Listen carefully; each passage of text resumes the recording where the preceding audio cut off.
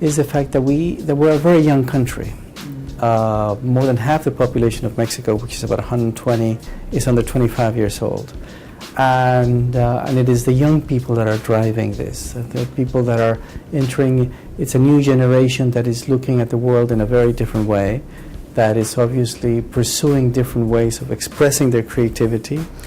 And of course they have found in the new technologies and in the new ways of communication a more creative way of expressing themselves. And that's why there is a strong drive in that regard. You know, the sector that's involved in creative industries in general, as I said, it's growing very fast. It helps the fact that you know, Mexico is close to the market of the United States, which of course absorbs a lot of these products. But also, you know, Mexico has a wider range of free trade agreements with Europe, in Latin America, with the United States. Now we're moving, you know, in a more forceful fashion towards the Pacific region, and so the market that's available for Mexican products and for Mexican creativity is very large and is growing all the time. So obviously, this is an important contribution to the Mexican growth, to the Mexican economy. The export sector today in Mexico is the most dynamic one of the economy in the country, and the one that is growing fastest.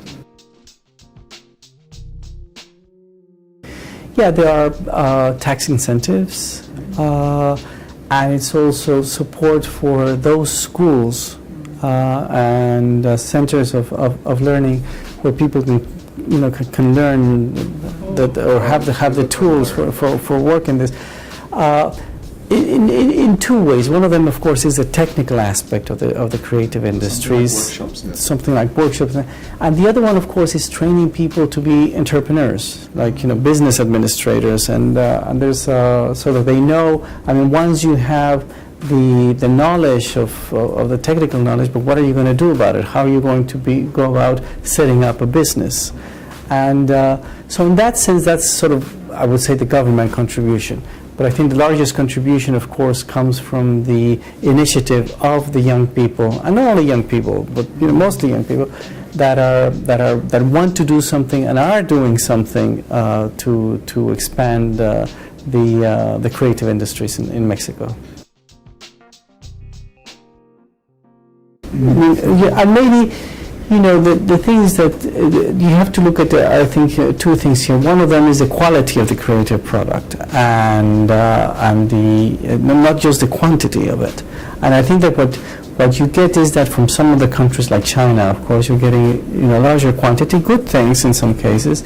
But I think that, you know, what Mexico is trying to do is to provide better quality of things in what we're providing.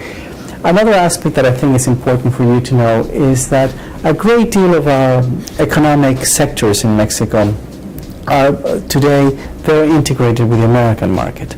So we're doing things together with them.